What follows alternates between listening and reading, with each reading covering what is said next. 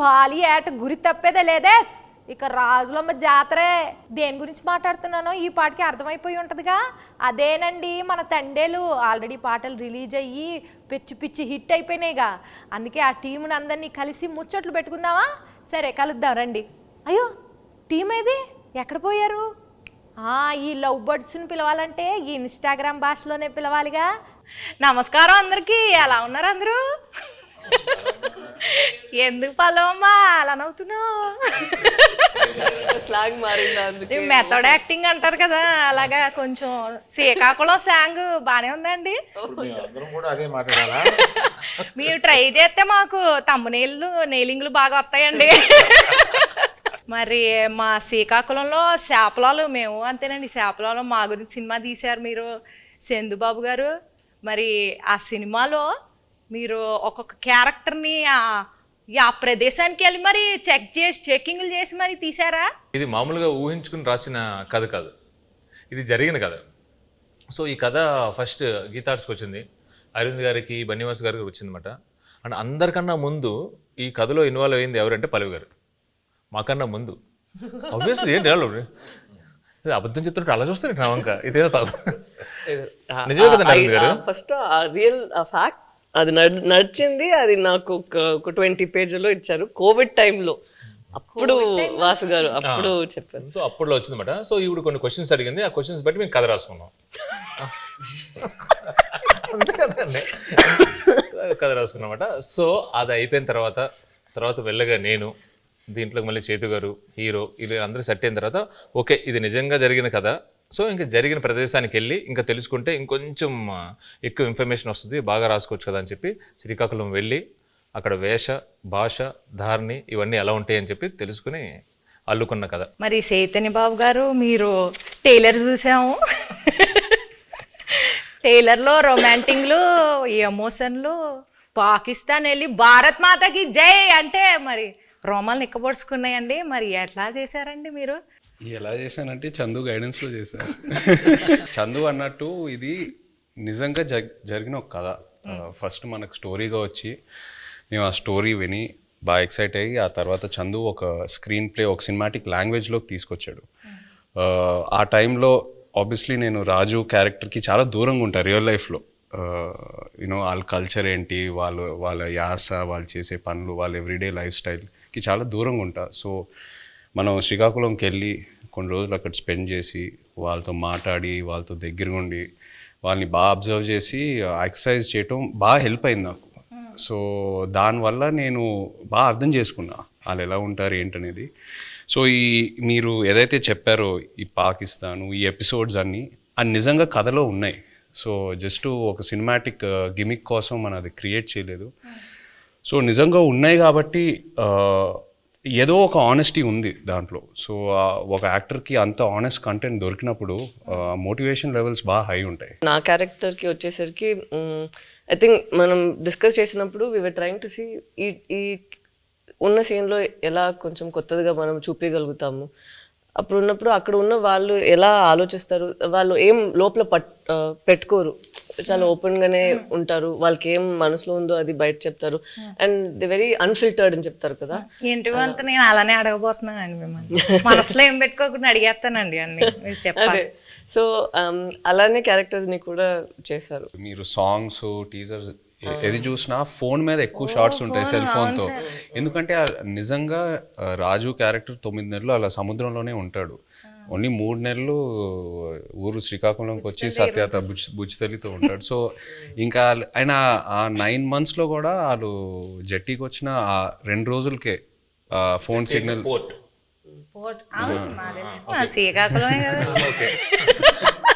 జట్టీకి వచ్చి ఆ 2 రోజులే ఫోన్ సిగ్నల్ ఉంటుంది. సో ఇవన్నీ నేను నిజంగా అక్కడికి వెళ్ళి వాళ్ళ ఎక్స్పీరియన్సెస్ విన్నప్పుడు ఎలా ఉంటారు అబ్బాయిలు అసలు ఇద్దరు ఇంత ప్రేమించుకొని పెళ్లి చేసుకొని ఇంత డిస్టెన్స్తో ఎలా మేనేజ్ చేస్తారు, ఎలా ఉంటారు అనేది అది చాలా చాలా పోయిటిక్గా అనిపించింది వాళ్ళ స్టోరీస్ విన్నప్పుడు. ఇప్పుడు నేను స్లాంగ్కి టాటా బాయ్ బాయ్ చెప్పేస్తానండి, ఎందుకంటే కొంచెం సీరియస్గా ఆడాల్సిన రౌండ్ ఇది. ఇక్కడ నుంచి నేను ఈ రౌండ్లో కొన్ని టాస్క్లు ఉంటాయి. సో ఫస్ట్ రౌండ్ ఏంటంటే నెట్ రౌండ్, వల గురించి. Second round campus round, boat round, tsunami round, anchor round, ఇలా 5 రౌండ్స్ ఉన్నాయండి. ఓకే, నెట్ రౌండ్, వల రౌండ్. అంటే మీ సినిమాకి రిలేటెడ్ ఎలిమెంట్స్తోని మేము రౌండ్స్ క్రియేట్ చేసాం. సో ఫస్ట్ ఒక పెళ్లి చేయాలంటే 1000 అబద్ధాలు ఆడి పెళ్లి చేయాలంటారు. సినిమా తీయాలంటే కనీసం 100 అబద్ధాలైనా ఆడాలి కదా. సో అలా మీరు ఏ సిచ్యువేషన్లో ఎవరికి వలేశారు, ఎలా అబద్ధాలు ఆడి, అబద్ధాలు అంటే అబద్ధాలు కాదు, ఎలా మీ దారికి తెచ్చుకున్నారు సిచ్యువేషన్ని అని చెప్పేసి ఇది ఒక టాస్క్ అండి. So let's start the net round. Movie 1.5 years అయింది కదండి, ఆల్మోస్ట్ చాలా డేట్స్ రిక్వైర్మెంట్ ఉంటుంది కదా. సో మీరు హీరోయిన్ గారి డేట్స్ని ఎలా వలేసి తీసుకున్నారు అనేది క్వశ్చన్. కొన్ని వలలు ఎలా ఉంటాయంటే నిజం చెప్పి సరెండర్ అవడంలో వాళ్ళకి వల క్రియేట్ అవుతుందని అలాగే తెలియదు.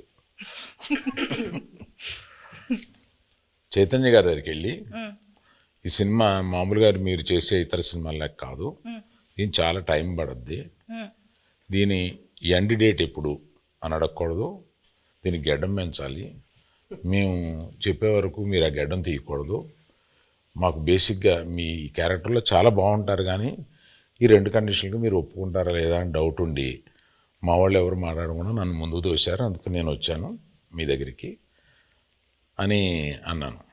అసలు అరవింద్ గారు ఇంత ఇంట్రెస్ట్గా ఇలాగ అసలు నన్ను ఎండ్ డేట్ కూడా అడగకంటే అసలు చాలా బడ్జెట్ పెట్టుకుని చాలా బాగా తీయాలనుకుంటున్నారు అన్న ఇంప్రెషన్లో పడిపోయాడా నా వల్ల అనేది నాకు అర్థమైంది. వెంటనే వల్ల పడిపోయారండి. పడిపోయారు. మరి పల్లవిని వల్ల వేసింది డైరెక్టర్ గారు వాసు గారు.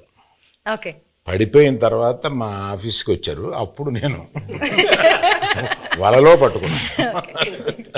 హీరోయిన్ గారికి, ప్రొడ్యూసర్ గారికి ఎలా ఈ స్టోరీ చెప్పి కన్విన్స్ చేయడానికి ఎలా వలేశారు? అంటే ఇది స్టోరీ నాకు అట్నుంచి వచ్చిందేనండి.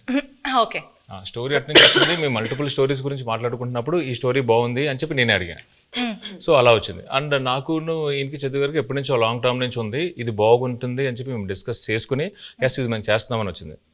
ఇప్పుడు వాళ్ళ కాన్సెప్ట్ ఏంటంటే సరే అంటే అరవింద్ గారు ఇప్పుడు నాకు చెన్నై పంపించారన్నమాట.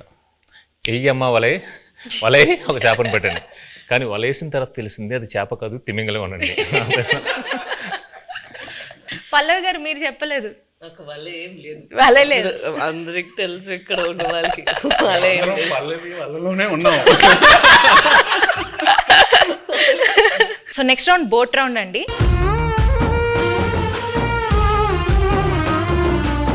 ఈ రౌండ్కి తండేల్ అంటే క్యాప్టెన్ కదా, సో అరవింద్ సార్ ఈ రౌండ్కి కెప్టెన్ సార్, మీరే ఈ బోట్ని నడిపే కెప్టెన్. మిగతా క్రూ మెంబర్స్ సార్, వాళ్ళని అడిగిన క్వశ్చన్స్కి వాళ్ళు ఎలా సమాధానం చెప్తున్నారు మీరు మార్క్స్ వేయాలి sir. Sir Aravind sir, cinema beginning నుంచి ఎండింగ్ లోపల మీరు ఏదైనా ఫేస్ చేసిన బిగ్గెస్ట్ స్టామ్ ఉందా, అదేంటి? బిగినింగ్ నుంచి ఎండ్ వరకు ఒకే స్టామ్ ఉందమ్మా, బడ్జెట్. అదే పెద్ద స్టామ్.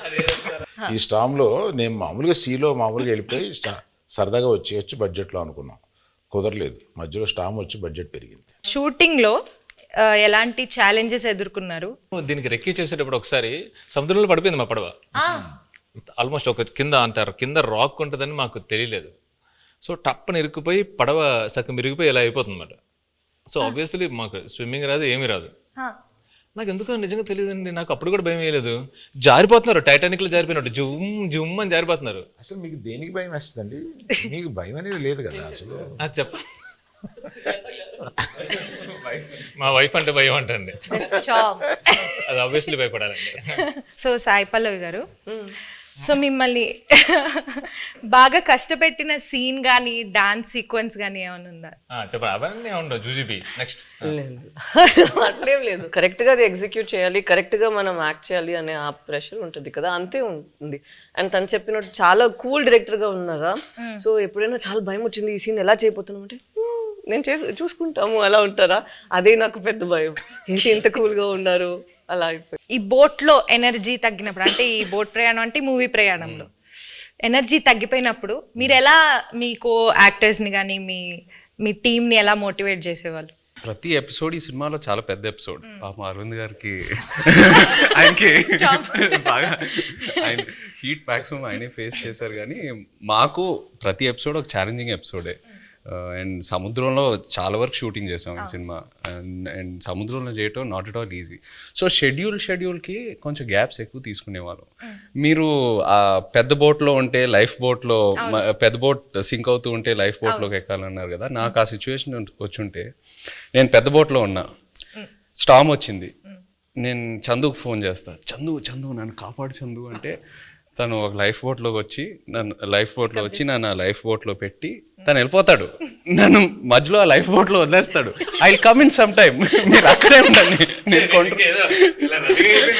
నేను కొన్ని రోజుల్లో వస్తా, డోంట్ వరీ. అక్కడే ఆ లైఫ్ బోట్లో నాకు స్నాక్స్, ఒక ఎంటర్టైన్మెంట్ అన్నీ నన్ను కంఫర్ట్గా పెట్టి నేను వస్తా, ఒక 1-2 monthsలో వస్తా, వచ్చి పికప్ చేసుకుంటా. అంత కూల్గా ఉంటాడు మా చందు. సో మీరు మధ్యలో వదిలేస్తారు అలాగా? మధ్యలో వదిలేదండి, వాళ్ళ ప్రిపరేషన్ కోసం, అలా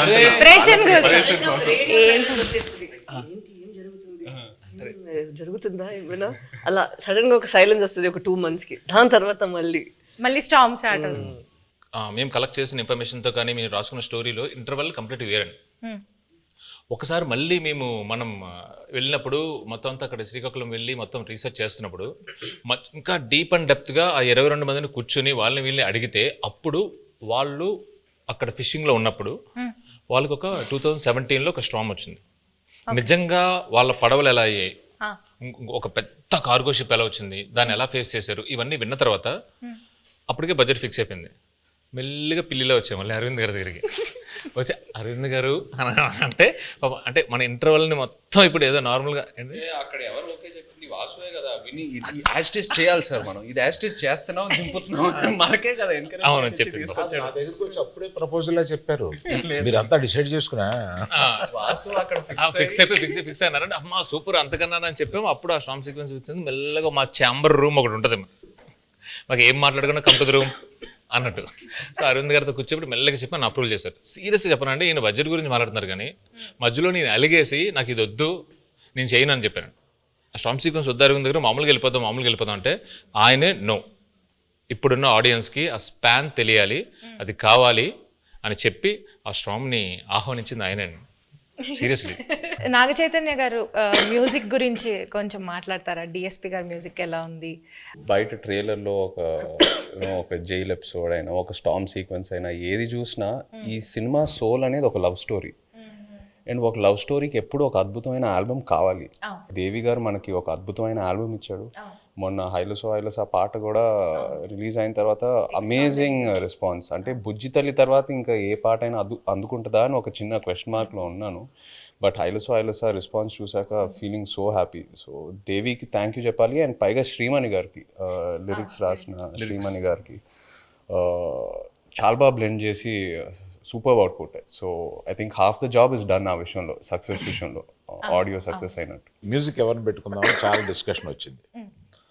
దేవిప్రసాద్ని పెట్టుకుందామని వస్తే నేను వద్దన్నాను దేవిప్రసాద్, ఎందుకంటే పుష్ప మాది ప్యారలల్గా వెళ్తుంది.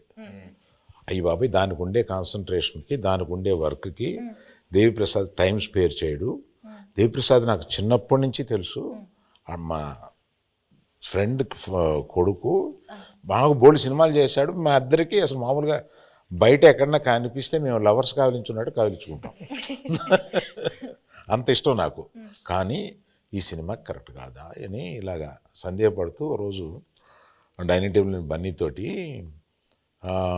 రే ఈ మ్యూజిక్ ఒకటి కన్ఫ్యూజింగ్గా ఉంది, ఎవరిని పెట్టుకోవాలి ఏంటి అని అంటే, దేవి అని ఎందుకు అనుకోండి, మీ పిక్చర్లో లాగేస్తారు మీరు మొత్తం, మాకు టైం స్పేర్ చేయరు, ఇంకా అదే ఇంత నిన్ను అడిగి డైరెక్టర్ని అడిగి మేము ఆయన్ని టైం తెచ్చుకోండి, మాకు వద్దు, అలా వద్దు అన్నాం. లవ్ స్టోరీ అన్న తర్వాత దేవి ఆలోచించక అన్నాడు. So some credit inside back side of the decisions ఇవి కూడా ఉంటాయి. I don't know whether I will get the chance to acknowledge this. ఇప్పుడు అందరూ ఒక just 1 word about the movie, ఒక్క వర్డ్లో డిస్క్రైబ్ చేయాలంటే ఏం చెప్తారు సార్? దుల్లగొట్టేస్తాం. రాజులమ్మ జాతర. పల్లవి గారు మీరు నీ బొందలో ప్రేమ. తిడుతున్నారు అనుకున్నారు. ఉంటా వెళ్ళిపోతావా? నీకు పైకి కనిపించే బుజ్జి తల్లి కాదండి, వెనకుంట చూడండి. గాజులమ్మ జాతర ఉంటది.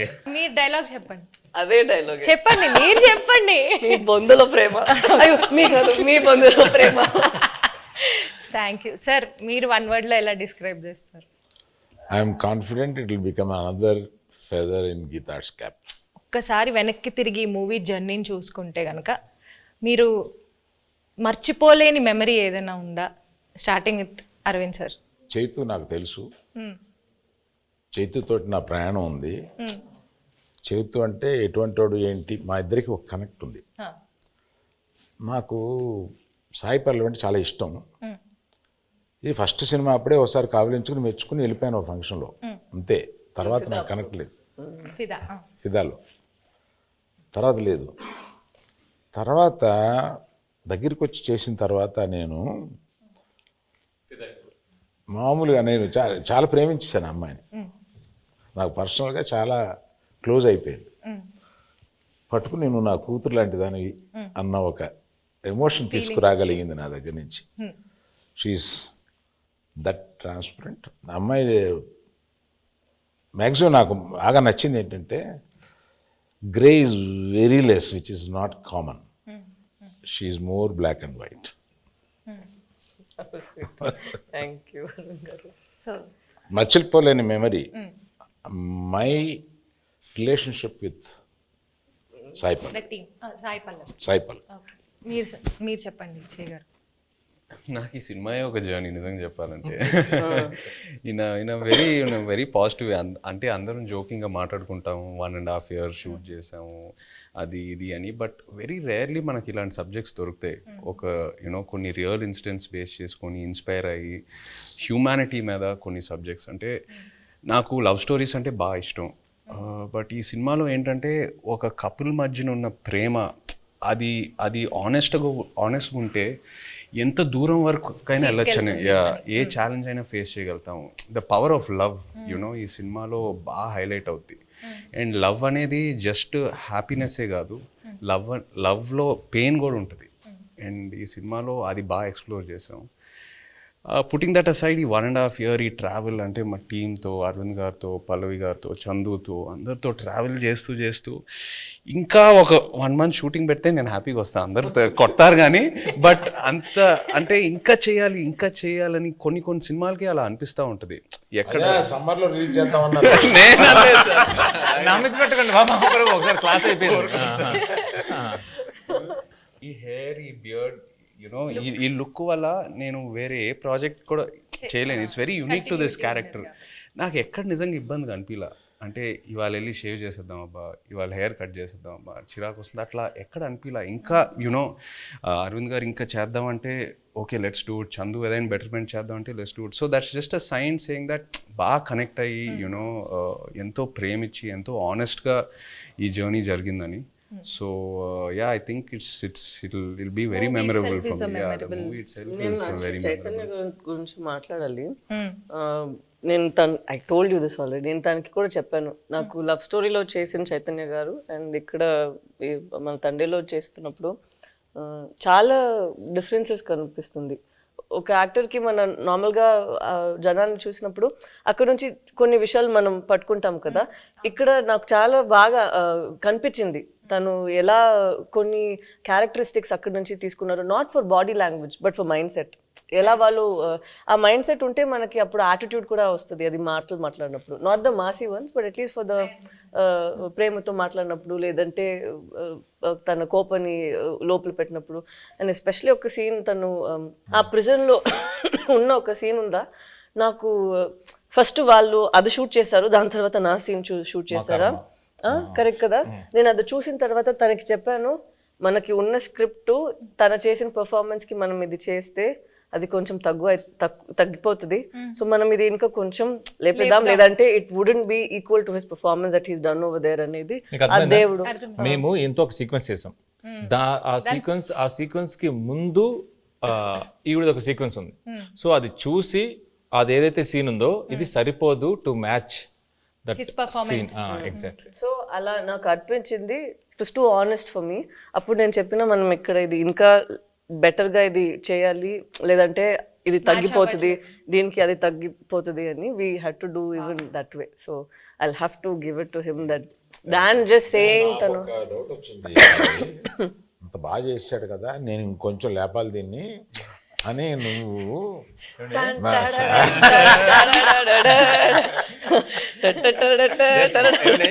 అరుణ్ గారు ఇక్కడ సరదాగా హాహాహా మాట్లాడుకున్నాం. ఒక్కసారి ఇమాజిన్ అండి, సెట్ లో నాకు రామోజీ ఫిల్మ్ సిటీలో వాకింగ్ చేసుకుంటూ అటు ఇటు తిరుగుతూనే ఉన్నాను. ఇంకా నయం జేబులో చేతులు పెట్టుకున్నా. సీరియస్లీ ఈయన ఒకటే డైలాగ్ ఉంటుంది స్ట్రాంగ్ గా, మీరు అంత స్ట్రాంగ్ గా రాయాలనగానే నేను పొంకాలు రాసేవాడిని. లేదు, తను 2 pages కి రాసారా, నేను చెప్పిన అక్కడ ఒకే మాట అన్నారు, నాకు గుండెలు చాలా పెయిన్ వచ్చింది, అది ఎంత బాగుంది, మనం కూడా అంతే ఒక పంచ్ ఇద్దామని నేను అడిగితే 2 pages ఉందండి. అలా ఏం లేదండి, అది నైట్ షూట్. తను చెప్పింది కాబట్టి నేను ఒక విషయం ఆనెస్ట్ గా చెప్పాలి తన గురించి. చెప్పండి. ఆపర్చునిటీ తీసుకుందామని అంతే. తీసుకోండి. ఇప్పుడు వరకు నేను పనిచేసిన ప్రతి కో యాక్టర్తో ఎవరో నాకు ఫోన్ చేసి నా సీన్ గురించి డిస్కస్ చేయలేదు. పల్లవి ఫుల్ స్క్రిప్ట్ తీసుకుంటుంది and she call me once before a schedule and discussed about my scenes. అది నాకు చాలా ఇన్స్పైరింగ్ అనిపించింది ఆనెస్ట్లీ. కొంతమంది మేబీ అది టూ మచ్ ఇన్వాల్వ్మెంట్ అలా అంటారేమో కానీ జోక్స్ అపార్ట్ అది మనకు ఒక యాక్టర్కి నంబర్ ఆఫ్ పర్స్పెక్టివ్స్ ఉన్నప్పుడు ఆటోమేటిక్లీ మన మైండ్ ఇంకా బాగా పనిచేస్తుంది and it pushes us to perform better. So అది తను ఫోన్ చేసినప్పుడు నాకు చాలా హ్యాపీ ఫీల్ అయ్యాను. ఇద్దరు మూవీలో ఎంత ఇన్వాల్వ్ అయ్యారో అర్థం. మనం అందరూ చేసింది ఫస్ట్ మూవీ వస్తుంది, దాని తర్వాతే మన అందరికి మూవీ జనాలు చూస్తారు కదా, జయ గారు పల్లవి గారు అలా ఏం లేదు. సో అక్కడ చూసినప్పుడు ఎంత ఇంపార్టెంట్ మా ఇద్దరిది పోర్షన్, అంతే ఇంపార్టెంట్ తన పోర్షన్ కూడా. సో అప్పుడు ఏమైనా నాకు డౌట్స్ ఉంటే ఏదో ముగ్గురు దగ్గర ఫస్ట్ ఇక్కడ పోతుంది, దాని తర్వాత తను కొంచెం సేపు తీసుకుంటారు రాయడానికి, ఇక్కడ నేను ఒక కాల్ పెడతాను, దాని తర్వాత ఫైన్ గా అరవింద్ గారు. పల్లవి చందు దగ్గరికి వెళ్తుందంటే డౌట్ కోసం నేను ఇంకా లంచ్ బ్రేక్ తీసుకొని శుభ్రంగా ఒక ½ an hour మ్యాప్ వేసి క్యారవాన్ లో అప్పుడు బయటకు రావచ్చు, ఇంకా అప్పుడే డిస్కషన్ క్లోజ్ అవుతా ఉంటుంది.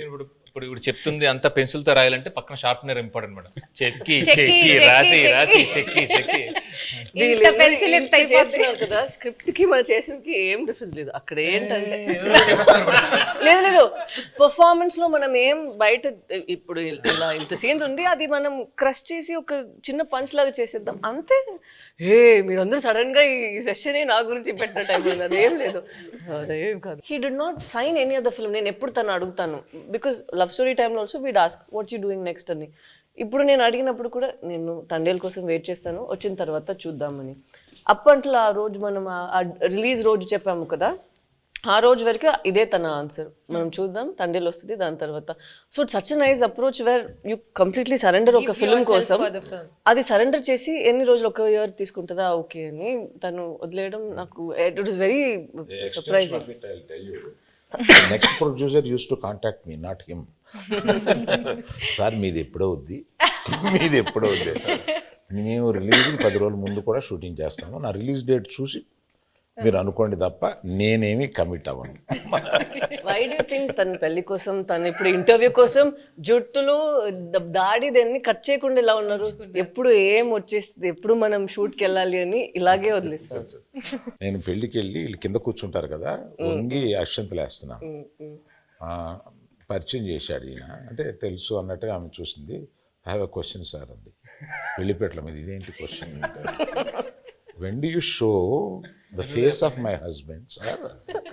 అంటే గడ్డం ఎప్పుడు తీస్తా, మా ఆయన మొహం నేను ఎప్పుడు గడ్డం లేకుండా భర్తను చూడాలనే కోరిక అది నా చేతిలో లేదని చెప్పుంటాడు ఈయన. నేను కనపడగానే ఫస్ట్ క్వశ్చన్ ఆమె అదేసాను. మీరేం ఆన్సర్ ఇచ్చారు?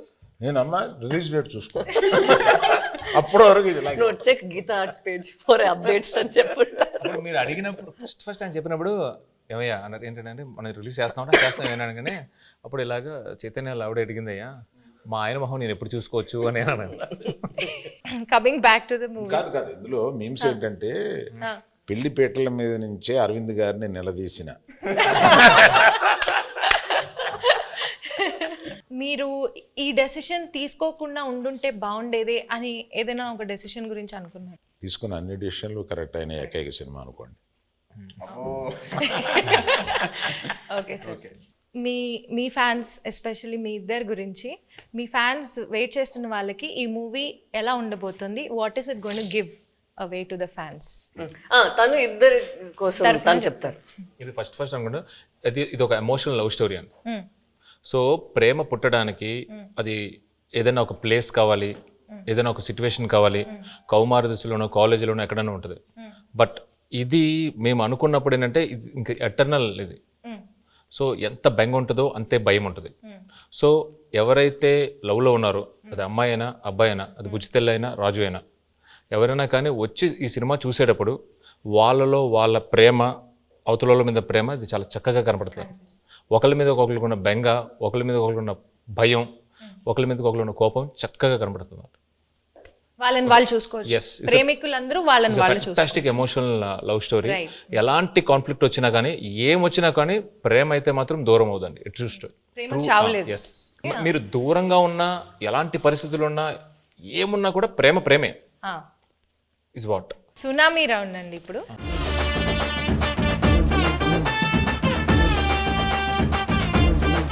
సునామీ రౌండ్లో ఏంటంటే ట్రూత్ ఆర్ డేర్ అన్నమాట ఇది. సో మీరు ఆన్సర్ చెప్పలేకపోతే డేర్ చేయాల్సి వస్తుంది. సాయి పల్లవి గారు తండేల్లో బాగా యాక్ట్ చేశారా, లవ్ స్టోరీలో బాగా యాక్ట్ చేశారా? సాయి పల్లవి గారు తండేల్లో ఇంకో క్వశ్చన్ ఉంది, ఆప్షన్ కావాలా? ఇవ్వండి. మల్టీ స్టారర్ మూవీలో యాక్ట్ చేయాలంటే అల్లు అర్జున్ గారితో చేస్తారా, అక్కినేని అఖిల్ గారితో చేస్తారా? అఖిల్తో ఆల్రెడీ మనంలో ఒక స్క్రీన్ స్పేస్ షేర్ చేసాం కాబట్టి డెఫినెట్లీ అల్లు అర్జున్ గారితో చేయటం will be a good opportunity. Sai Pallavi గారు, మీ ఫేవరెట్ కోస్టార్ ఇన్ తెలుగు మళ్ళీ వర్క్ చేయడానికి, అంటే మీరు ఇప్పటిదాకా యాక్ట్ చేసిన వాళ్ళలో మళ్ళీ ఎవరితో వర్క్ చేయాలనుకుంటున్నారు? The rapport that I have Chaitanya గారితో ఉన్నది చాలా కంఫర్టబుల్. ఓపెన్, తను ఏం అనుకుంటారో లేదో, but he'll always have a phase where he's very understanding and very compassionate. So I think Chaitanya గారు. ఓకే, బట్ మళ్ళీ అంటే కొంచెం స్పేస్ ఇచ్చి మళ్ళీ చేద్దాం. తనకి పాపం 1 year నుంచి నేను పల్లవితోనే ఉన్నాను, బోర్ కొట్టింది, అలా అవ్వకూడదు కదా.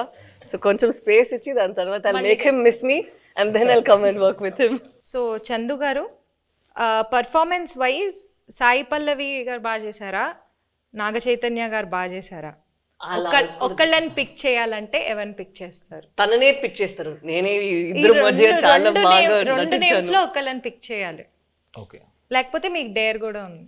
డేర్ ఏంటో చెప్పనా? చెప్పండి. ఓకే, మీ వైఫ్ కి కాల్ చేసి బుజ్జి తల్లి 2 lines ఏం మాట్లాడకుండా ఫస్ట్ ఆ 2 lines పాడాలి. బుజ్జితల్లి వచ్చేస్తున్నానే, కాస్త నవ్వే.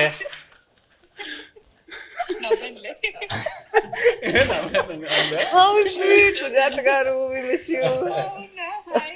Hi అండి. నా గుండె టక కొట్టేసుకుంటుంది. ఓకే, నేను మంచిదాన్నే కదా వాళ్ళకి తెలుసు. ఓకే, కొంచెం గుండె కూలవని పెడేస్తున్నా ఫోన్. అలా కొట్టుకుంటుంది, ఏమంటుందో ఏందో. సరే, బాయ్.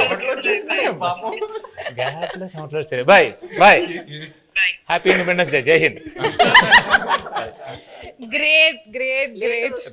అది డేర్ చూసారా? గ్రేట్ అండి. ఎస్. సో అరవింద్ సార్, నీ క్వశ్చన్ నాకు అర్థమైపోయింది. నీ క్వశ్చన్ నాకు అర్థమైపోయింది. ఏంటి సార్? నేను డేర్కి వెళ్ళడం బెటర్. సార్ క్వశ్చన్ అడగమంటారా, డైరెక్ట్ డేర్ చేస్తారా?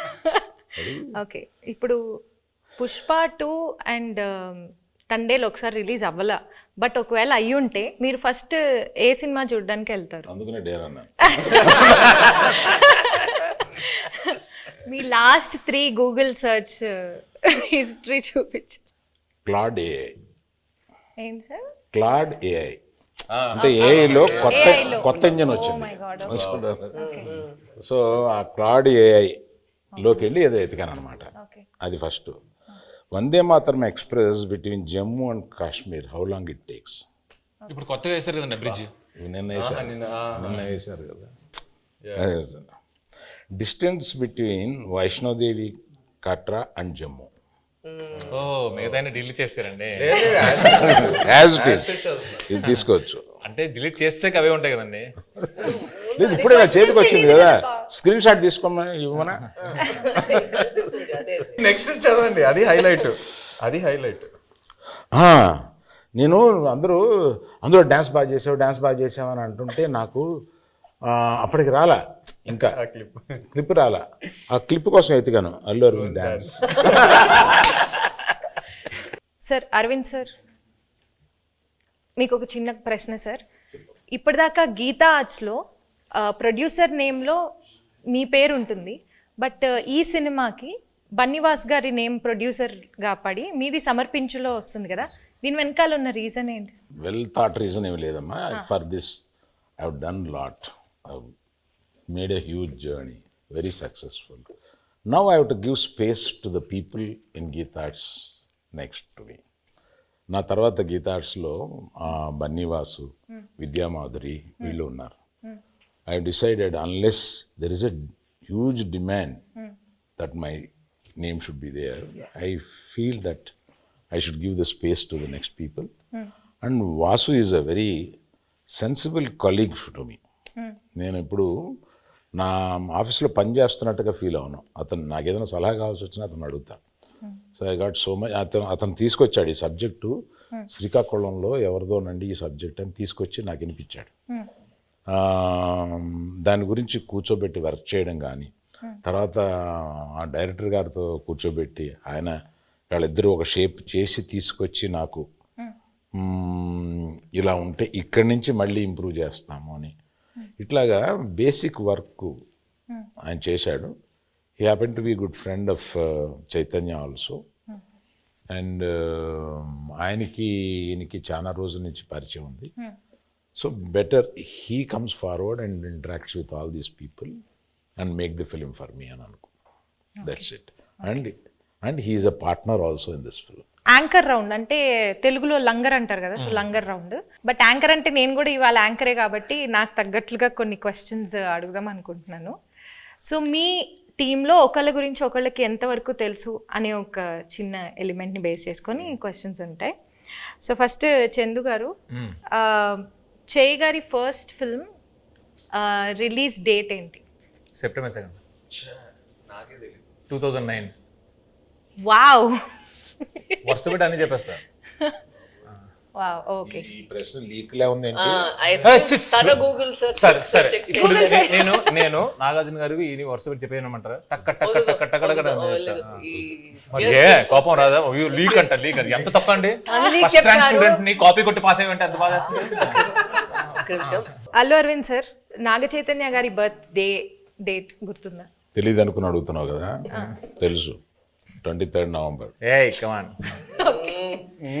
Great sir, great. Naga Chaitanya గారు, గీతా ఆర్ట్స్ అక్కినేని ఫ్యామిలీతో ఎవరితో ఫస్ట్ మూవీ చేశారు అండ్ ఆ మూవీ పేరేంటి?